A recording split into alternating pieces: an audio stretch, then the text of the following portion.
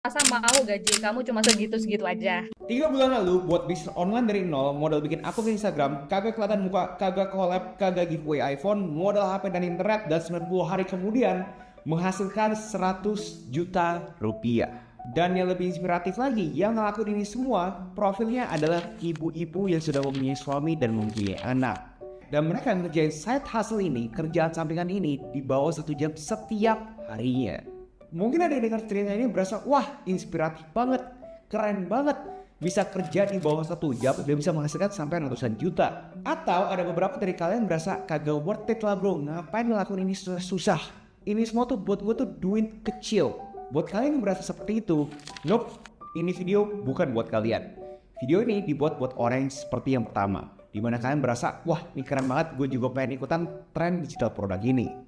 Jadi di video sebelumnya gue udah share kan ya 6 video penghasilan sampingan yang menurut gue menarik banget.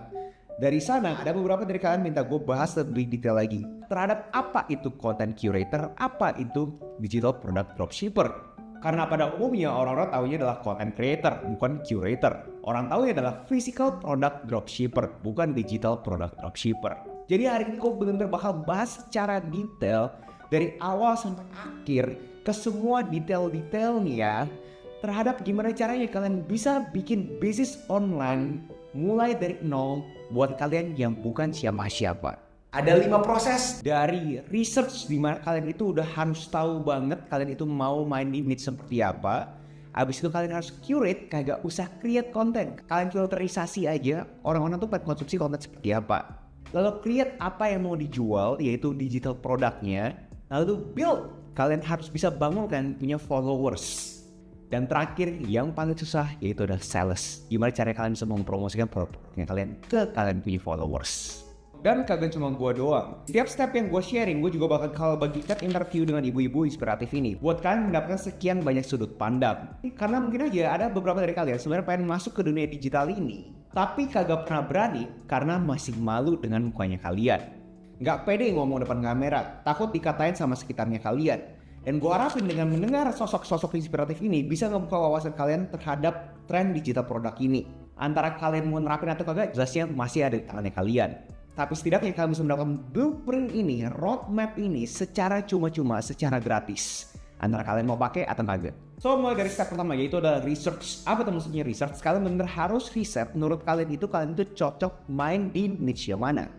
Apa itu niche? Niche itu basically kayak genre-nya lah. Dimana pada umumnya orang tuh ngomongin fashion, makanan, mobil, fotografi. Itu adalah niche tertentu. Nah, kalian mau pilih di mana? Kenapa ini sangat penting untuk kalian tahu dulu kalian tuh mau di niche mana? Karena kalau misalnya kalian identify tahu kalian di niche mana, berarti kalian juga bingung bikin konten buat siapa. Fungsinya apa kita bisa tahu niche-nya kita? Untuk kita tuh tahu siapa kita bikin konten. Oh, konten ini tuh harus relevan dengan orang-orang fotografer. Oh, konten ini harus relevan dengan orang-orang yang suka masak. Tanpa kalian memilih niche, dimana aka kalian tuh gado-gado kayak si Agus Leo Halim, bakal sangat susah untuk orang itu tanda kutip percaya sama kalian. Kenapa? Karena orang masih berasa, lu gado-gado.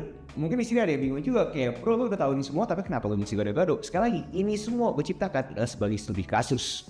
Dimana gue yakin kalian kagak pengen studi kasus kalian coba Agus Leo Halim. Kalian pengen lebih eksponensial daripada channelnya gue. Untuk tahu seberapa banyak orang yang ada di niche-nya kalian, kalian harus cek beberapa research. Contoh pada umumnya di Indonesia itu, niche yang paling banyak pemainnya adalah fashion dan beauty. Banyak pemainnya artinya juga banyak juga konsumennya, calon pelanggannya. Tapi itu bakal berdarah-darah karena kompetisinya tuh banyak. Kenapa ini harus jadi buah pikirnya kalian? Buat kalian itu bisa ngerti, kira-kira gue tuh mau di industri itu tuh benar-benar karena gue suka atau kagak ya? Karena kalau misalkan kalian itu cuma kesana gara-gara rame doang, terus kalian begitu lihat ternyata susah, pasti kalian berasa, oh yaudah gue cabut lah. Tips di research ini adalah kalian pastikan kalian tuh memilih niche ya, kalian itu juga mempunyai rasa keingintahuan. Karena kalau kalian cuma mikir cuan-cuannya doang, kayak yang penting gue dapat duit banyak, percaya sama gue, itu gak bakal tahan lama. Dan untuk memvalidasi apakah niche kalian itu benar-benar lagi trending atau kagak, apakah itu sesuatu yang orang pengen cari atau kagak, kalian bisa cek beberapa tools gratis seperti Google Trends. Contoh di sini kalian mungkin pengen masuk ke niche yang namanya Pilates. Nah, kalian cek saja ke Google Trends Pilates. Kalian ketik Pilates terus klik search dan kalian akan melihat beberapa grafis di Indonesia ini ternyata lagi naik. Dan untuk memvalidasi kalian punya research yang paling mudah dan paling bego adalah Kalian scrolling media sosial. Kalian cek aja di kalian punya TikTok lah, di IG lah, di YouTube lah. Dengan kalian punya keywords, contoh kalian ngomongin yoga atau pilates, kalian lihat ada berapa banyak pemain yang ada di sana. Dan kalian lihat juga berapa banyak followers, berapa banyak views, berapa banyak sering mereka ngeposting di mereka punya akun. Ini adalah data-data yang bisa jadi buah pikirnya kalian. Pada saat kita melihat sesuatu yang baru, pelajarin dulu. Kita nggak pernah tahu kalau siapa tahu sebenarnya ternyata kita kan kenapa harus apatis terhadap sesuatu gitu. Kenapa nggak coba dibuka dulu pikirannya. Siapa tahu sesuatu yang terlihat aneh itu ternyata sebenarnya itu adalah opportunity. Lalu berikutnya adalah curate. Di mana orang-orang yang biasanya pengen berkecimpung di dunia kreatif ini berasa mereka itu harus berkarya, create sesuatu dari nol. Dimana kita jelasnya bisa berdebat bahwa kagak ada yang original lagi di dunia ini.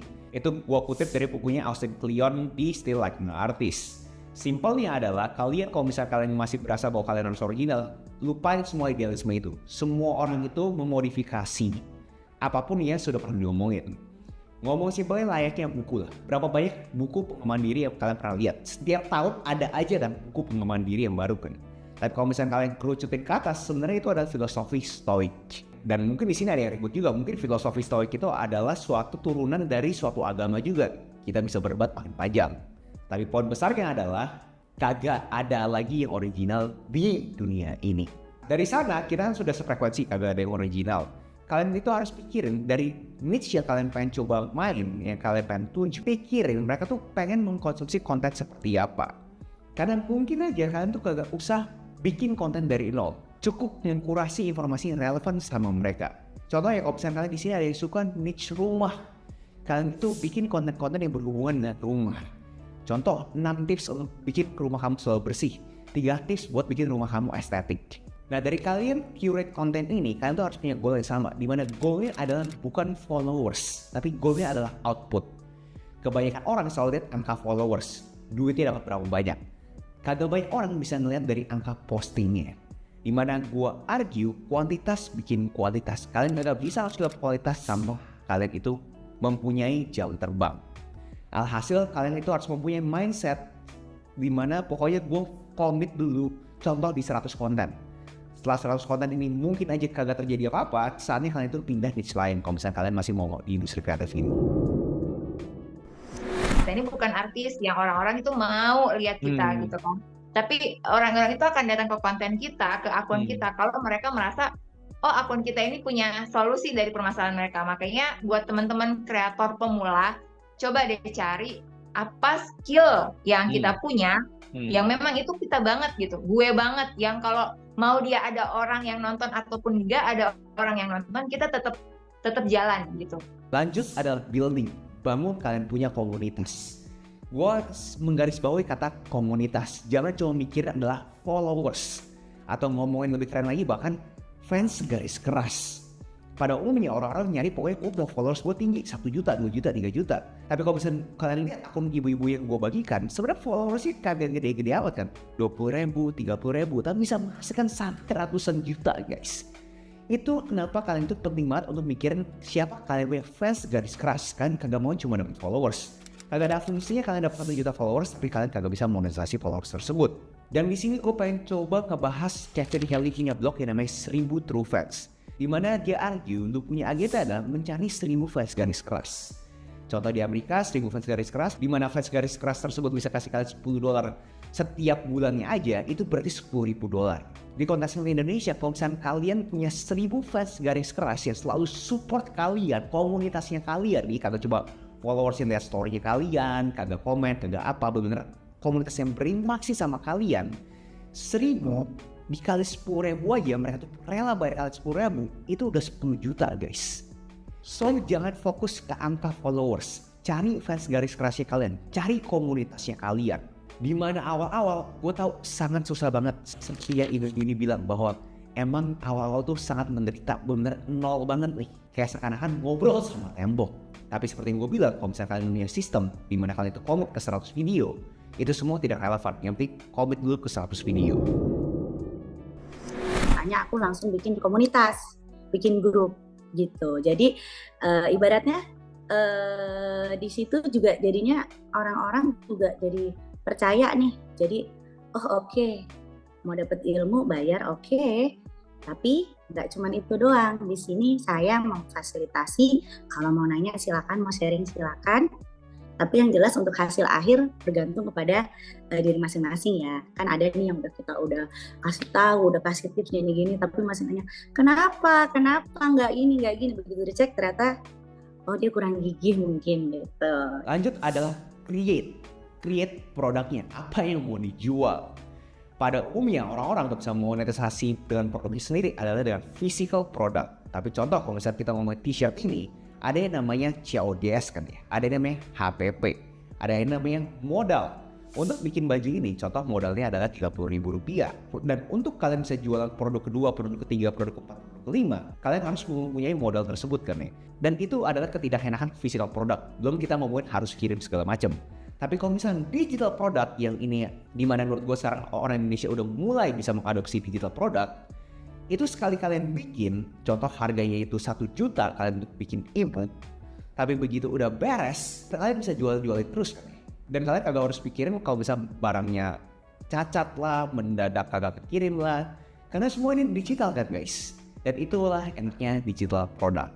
Dan untuk kalian buatnya, banyak banget alat-alat di luar sana, bahkan AI pun juga bisa membantu kalian dari ChatGPT sampai Canva. Kalian bisa langsung bikin digital product dan kalian itu bisa gampang banget bikin digital product.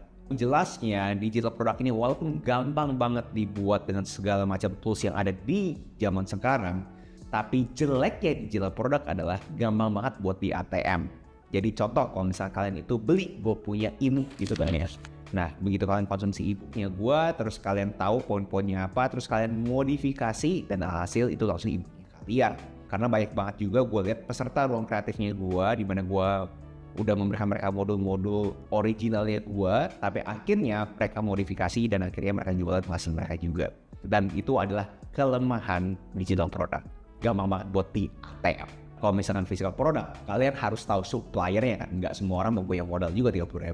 Dari kalian udah paham fundamental digital product ini, nextnya adalah kalian harus pikirin di niche-nya kalian itu cocok dengan tipe produk seperti apa. Contoh misalkan kalau niche-nya kalian itu di massal, kalian itu chef. Mungkin aja yang cocok sama kalian itu adalah ebook, dimana kalian kasih tahu resepnya kalian, makanan kalian itu apa itu. Jadi orang bisa bayar kalian. Lalu kalau misalkan niche kalian itu olahraga seperti pilates ataupun yoga, mungkin digital product yang cocok sama kalian adalah e-course, dimana kalian record konten eksklusif, video eksklusif untuk calon pelanggannya kalian. Bisa langganan setiap bulan sama kalian dan konsumsi konten eksklusifnya kalian. Lalu lanjut kalau misalkan niche-nya kalian itu adalah penulis cerita fiktif, mungkin digital product cocok buat kalian adalah blog, konten eksklusif berbasiskan teks dan gambar. Jadi kalian tinggal jual aja, kalian punya gambar eksklusif ataupun tulisan eksklusif buat orang-orang itu bisa konsumsi. Lalu kalau misalkan kalian itu fotografer, kalian pengen bikin suatu event workshop, kalian itu sama-sama hunting bareng, kalian juga bisa jual dan punya event atau webinar. Lalu kalau niche-nya kalian itu mengedukasi orang terhadap Excel, mungkin aja digital product yang cocok buat kalian adalah jualan template Excel-nya kalian. Dan ini juga cocok buat kalian ini yang mengedukasi orang memakai Canva atau Notion. Kalian juga bisa jualan, kalian punya template Notion dan Canva.